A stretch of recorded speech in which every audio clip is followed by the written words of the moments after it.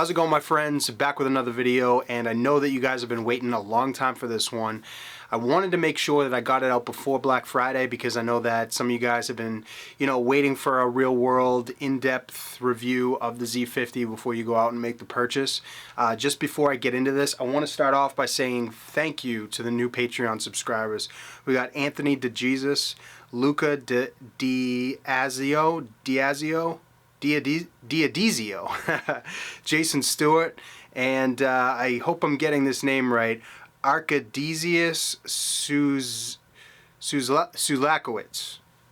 Sorry if I butchered the name, man, but I appreciate. Oh, also Timothy Morse, you donated again. I appreciate it. All you guys, thank you so much for contributing to the channel. You guys are awesome, and making this a better community. It really helps, when I'm reviewing it. Like, I did the Z50, I bought this with my own money, you know what I mean? And all these donations really help to keep this stuff going. If you guys want to see new tech, new gear, stuff like that, it helps, putting it towards it. So just much appreciated, guys, and thank you very much for being part of this community. So wanted to get into the Z50. Basically, I bought this 4 days ago, and I've been shooting with it every single day since. Not just here and there, but I actually took it out and really put this through the ringer. So Sarah and I went to into Boston 2 days in a row. One day while it was raining, which is good. It adds another testing element to this, having it out in the weather. We went out in low light, we went out in sunny day, we went out all over the place, took it to the beach yesterday. I mean, I really would have liked to have a few more days to review it in terms of, images I could produce with it, but I'm going to keep producing. I'm going to keep shooting with this for the next couple of weeks, pretty much exclusively, unless I have a paid job, which we do have a couple engagement shoots coming up. But I'm going to take this with me every single day and keep pumping out images. I've been sharing a lot of my the Monochrome Memoirs IG account, so you guys can kind of follow along there, see what I've already posted. I'm putting a lot in the stories as I'm just going around and transferring right to my phone and just uploading right on Instagram, so you guys can kind of check out what I'm doing with the camera. But I've had it for 4 days, hardcore shooting with it, and I have a lot of thoughts on this. So, Nikon did a lot of nice things, a lot of right things with this, and they did some wrong things with it, in my opinion. This is all my opinion, guys, and, you can take this with a grain of salt, but I feel like I have a pretty good understanding of this so far. So, let's get into some of the pros. I just got to go over this first off, 100% right off the bat. The Wi-Fi paired with SnapBridge is awesome on this camera. Okay, they have done something with the Z50. They have. I would love to think that Nikon has really listened to the community about the Wi-Fi and SnapBridge issues, because it seems like they really stepped it up. I don't know what they did. They improved the Wi-Fi, obviously, but what they've done with their software, they're really working with it with SnapBridge. It's so stable, it connects so easily. So once you have it set up in the app, you pair your Z50 with it, you don't have to go into your Wi-Fi settings in the actual, like I have an iPhone, you don't have to actually go into the settings and then select the Wi-Fi or anything like that. You just open up the SnapBridge app, connect to the camera, in like literally 10 seconds it connects and all your photos are right there. I've been transferring pictures from my camera to my phone in all different types of environments on the go for the last 4 days, bunch of pictures, and it has not dropped the connection one time. Completely stable. That's for RAWs and JPEGs. So this is awesome, because the thing is, guys, is a Z50, it's a camera that you have on, in my opinion, this is a camera that you're going to want to have on you all the time to kind of document what you're doing throughout the day. And part of that, a big part of this, is designed for people sharing stuff online. And if you can't transfer to your phone or iPad or whatever you use to like put it online easily, then what's the point of having this when you could just do it on your phone?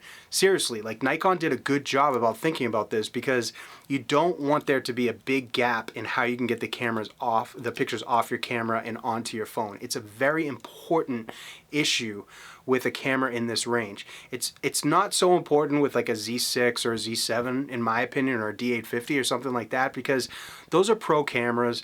You really are going to put them onto your computer. You're going to post process them in Lightroom or Capture One or something like that. In my opinion, you're going to archive them. You're going to want to bring them into your computer before you share them online. Something like this, I just want to have this on my body and my person all the time so I can document everything I'm doing, but I don't want any glitches when I want to put this stuff out there to share online. And so SnapBridge works phenomenally with this camera, guys. I think that this is going to be a huge step up in terms of like how we share photos if you're using this because it makes me want to use this more than my cell phone, because this takes way better pictures and it's not hard to transfer everything onto Instagram or Facebook or Flickr or whatever. So that's a huge plus right off the bat. Build quality.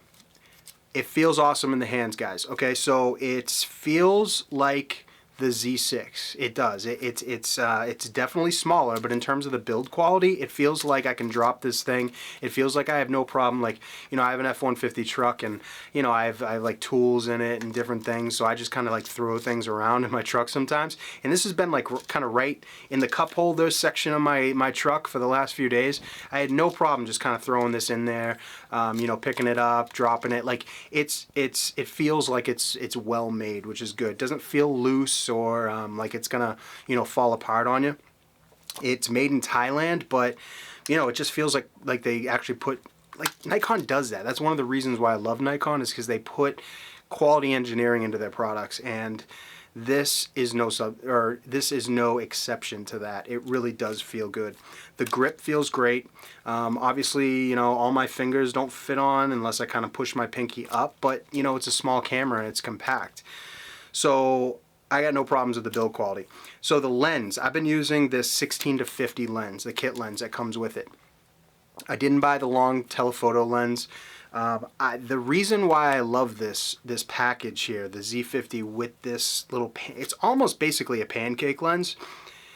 It adds to the compactability and the fact that I can just grab this, throw it in my jacket pocket, put it in my wife's purse if we need to, just bring it around, and it's not a pain in the butt to hold and to go shoot photos. See, this is the thing, guys. If I'm going to a situation where I don't mind the extra like bulk or a length of a lens on a camera, I'm just gonna grab my Z6. But if I want to go around, like we went to a bunch of restaurants and, you know, we went out to eat a bunch of times this week, I have this sitting on the table with me. I mean, it's not a problem to kind of bring out with you, and I love the fact that this lens is so small and fits on it. So, guys, I mean, who is this camera for? This is not a camera for somebody who's like going out to think that they're gonna, like, this is not a photo for like major prints. In my opinion, this is a camera for somebody who wants to have something on them all the time that's better than their cell phone, that wants to document their life and everyday photographs and videos that they're doing throughout the day. This is a camera that you should just have on you all the time, no matter what you're doing. And it's going to document your life. And it's easy, and it doesn't get in the way. It's unobtrusive. It takes good photos, but it's not going to be like I heard some people asking, I had a bunch of people ask me if it's going to replace the D500.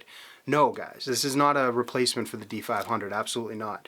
And if you're thinking about dropping your D500 or a high-level DSLR to come to this, I think you're going to be disappointed. Not the fact that this doesn't produce good images, but this does not feel like a camera that is going to go out and like make me money or something that I can rely on for a professional. Like I would never use this at a wedding, you know, as a main camera to rely on. Maybe something just to kind of take a fun wide shot if I didn't have my 14-30 on me. But it's not like that type of camera. This is a document your life type camera. It produces great images. It is awesome for switching between stills and video, but it's not something that is going to replace like a professional level camera like a D500 or something like that, okay? I like to keep this pancake lens adapted to it. I did put on my other Z lenses like the 50 1.8 and the 35 1.8. You know, the thing is, guys, but that takes away from the whole strong point of this camera, in my opinion, which is the small compactness, documentary style. I can throw it in my pocket. I can bring it in my truck. I don't really notice it's there. It's not a pain to carry around. It adds more bulk to it and it adds more weight. And then it's like, well, why, if I'm adapting full frame Z lenses, why wouldn't I just use my Z6? No, I think that you should keep the pancake lens on here, and then this really has strengths, okay? Another plus, the classic, I mean, this is classic Nikon image quality. I mean, guys, that's why we love these cameras. The image quality is just great. I was shooting at pretty high ISOs in dark, you know, dark conditions in the city at night. It does well. I mean, especially for sharing photos online. You know, this isn't going to be I mean, it's a crop sensor. High ISOs over like 16,000. Yeah, they look grainy. But, you know, I mean, I was at 12,800, 16,000 ISO, and, you know, sharing the photos online, they still look good. You gotta align your perspectives as to what this camera's for. Like I said, I'll keep going back to it. It's not like a D500 replacement, you know, unbelievable low lights, crazy, you know, image quality at high ISOs. It's for bringing it around and documenting what's going on. Phenomenal for that, but high image quality at high ISOs or blowing up crazy prints, not so much, at least in my opinion. Let's talk about the battery. The battery's great. I used just the kit battery all day long. You know, I mean, I shot probably a couple thousand images on it before it kind of went dead.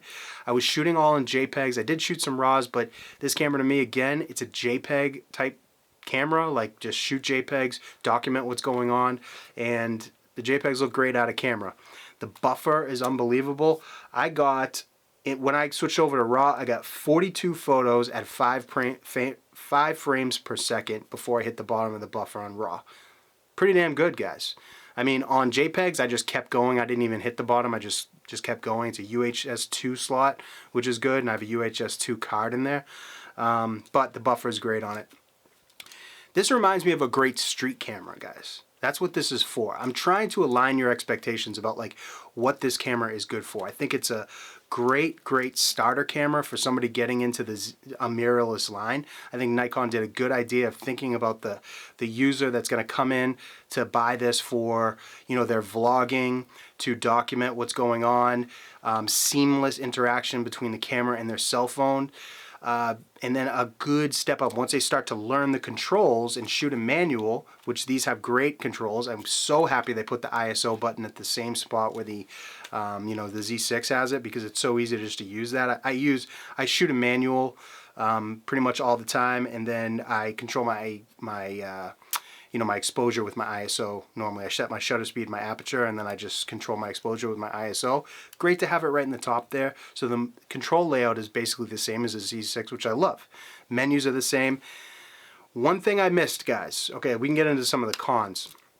I'll start off, I missed the joystick. Big time. That is a huge deal. And I know that I use it a lot on the Z6, but you don't realize how much you miss it until you don't have one, especially with the same kind of control layouts. You know, I move the focus points around a lot, but it is kind of a pain not to have it there. I really wish Nikon would have put it there, but again, I get it. They want people to buy this, use it for a little while, and then upgrade to the, you know, the Big Daddy, you know, mirrorless full frame cameras. I get it. So it's just another thing that you can add on if you update to Z6. But I did miss it. The flip screen, let's talk about that. It's really nice how this kind of moves around in all different angles, way more than the Z6, which I'm bummed that the Z6 doesn't move around more. It seems very limited in the travel. But this, so it has a mode, basically you can flip it down. So it comes out, you can flip it straight down so you can do selfies and you can video yourself. But look, guys, it flips down like this. What can you not do? It's going to obstruct when you put it on a tripod. And I don't even know if you can put it on a tripod because it's going to come right down to the side here. I don't know why Nikon did that. Why would you not just make it flip out like the RP, like right to the side? It just seems like a stupid way to put that on. I mean, I guess it's okay if you're holding it in your hand. It looks cool, but you know, it it negates being able to use it on a tripod, which I thought that was really stupid. The touch screen on it is good though. It's very responsive. So I don't know. They did something with the flip screen. I don't know why they wouldn't put it out to the side. Nikon, that was a fail in my opinion. Okay, so the peaking ring, when you turn on focus peaking, you guys know from a lot of videos before, I kind of rely on focus peaking a lot when I'm shooting now. It's just kind of second nature to me to flip over to manual focus and use it. When you're in AFC and you have focus peaking on, this pancake lens is so short that honestly the zoom control ring and the control ring for the focus and the zoom control ring are so close together that a lot of times I was hitting the zoom, or I'm sorry, when I went to the zoom, I was hitting the focus and it automatically flipped over to peaking and manual focus, and then it doesn't flip back to AFC unless I go in and I press the front button and I roll back to AFC. So like it automatically clicks over to manual focus, which I don't like because they're so close together. So I was kind of going for the zoom ring, but I was touching just a little bit on the manual focus ring and it would flip over to manual focus, and then I would have to switch back and through the dials. It's just something that kind of slowed down the process, which I didn't like. So I just disabled the focus peaking there, and I don't use it on this camera. So autofocus, let's talk about that. IAF works great. It seems like it works even a little bit better than my Z6, honestly. I mean, it freaking grabs the eye and the face really, really well, guys. I had Sarah running all around the city, and I was using autofocus most of the time. Even in low light, it works really, really good at picking up the eyes. So face tracking, awesome. They've done a really good job with this, guys. I mean, seriously, if you guys go buy this camera, you're going to be blown away by the face tracking. Shooting people with this thing is a breeze. It's really, really easy. And it works good too. I mean, everything was in focus. This lens is a 3.5 to 6.3 aperture, so you got a lot of depth of field there. So it grabs the eye, grabs the face, everything was in focus, no problem, and it tracks it really, really well. And I was having her do tests where she would go out of the frame and then come back in, and it would come back in and grab her eye too. So really, really good, guys. Let's talk about more of the cons. So this lens itself, it's pretty plasticky. I mean, it does fit very well on the camera itself, but it's pretty plasticky. I mean, it's it's a cheap lens. I do appreciate that they kept the cost down with this. It was like $1,000 and like $1,030 or something like that with tax. And you do get a 16 to 50 with VR. The camera itself isn't stabilized, but the lens is. It does feel kind of plasticky and cheap, especially when you take it off the camera. I mean, it's so light. This thing is tiny. So, I don't know. I mean, I get what Nikon's trying to keep it within a certain price point, but the lens itself seems pretty good. I mean, like I said, guys, this is going to be a camera that's really just on you all the time to document your life and just share things online. And that is the strength of this camera. It's not going to replace a D500. It's not, in my opinion, adapting native Z glass to it, full frame native Z glass to it. Why wouldn't I just use my Z6? But if you're running around with a small lens on it that captures everything good, you can throw it in your pocket, you can throw it in the bag very easily and take it out with you, and it's not a pain, this is the camera for you. Video, switching between stills and video has been awesome. It's really just right on top like that. You just flip it on, flip it off, stills, video, stills. Very simple. Face tracking works great on it. Even when I flip the screen down on video and I'm taking a video of myself, just holding it out like this, works awesome. Touchscreen focuses right on the face.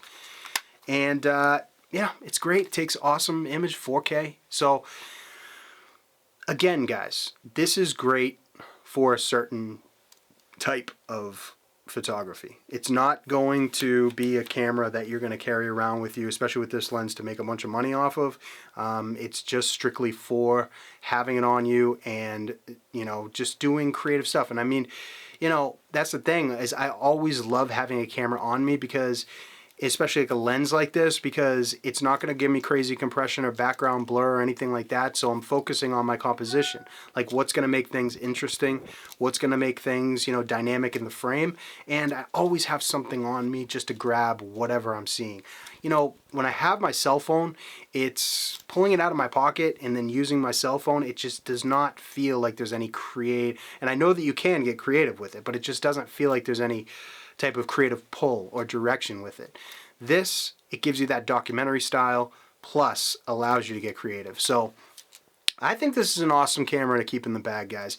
You know, it's not like, a lot of people have been popping up in my comments lately and talking about the EOS RP, which I think is a great camera, especially for the price point. It's a little bit more expensive. I mean, you don't get a lens at the same price point, but the body's $1,000. You know, and that one's full frame. Awesome camera, definitely. It's gonna have, EOS RP is gonna have way better low light. But the thing is, it's bigger. You know, you're putting on bigger glass on it. Like I said, the appeal of this camera is you bring it around with you and it's not a pain. And so I think that that is the most important thing, because let's face it, guys, like, you know, you're walking around with full frame gear. I have it on me, you know, I have it all the time available, but I don't grab it a lot because I'm on the move. I don't want to bring it around. It's kind of a pain to switch glass and, like, you know, bring all that extra stuff when not knowing what I'm going to need. And it's not like a camera that you're going to bring out and you can throw in your wife's purse, you know, if you don't have a pocket, or, you know, you're going to bring out at a dinner table or when you're out with friends and shoot stuff. That is where I really miss my cameras, because there's always times to take photos and you want to document as much as possible as you go throughout your life. But sometimes you don't want to use your cell phone. I mean, I get it. I don't want to use my cell phone for everything too, and cell phones really fall apart in low light anyways. So this is a great alternative. So I know that this is going to leave a lot of questions and a lot of things to be answered from you guys. Maybe this wasn't the best review, but this is just based on my initial impressions with it. I wanted to let you guys know what I think of it before, you know, Black Friday comes out. So, hey, you know, this is my honest opinion so far with it. I'm going to keep shooting and keep adding other images to our Instagram, the Monochrome Memoirs, and posting on my, you know, my stories and my feed about, you know, stuff that I do every day. So you're going to see a lot of photos shot with this. And there's a lot of photos already up there that you can check out. But I know this is going to leave a lot of unanswered questions, so ask in the comments. You guys know me, I'm like in the comments all the time. I'll totally respond to whatever questions you guys have, and going forward, if you guys want me to test certain things with it, just let me know and I will, you know, answer it for you. So anything you guys want to know, like I said, drop in the comments, send me an email, send me a DM, whatever. And hope you guys appreciated this and hope it helps. Happy holidays, guys.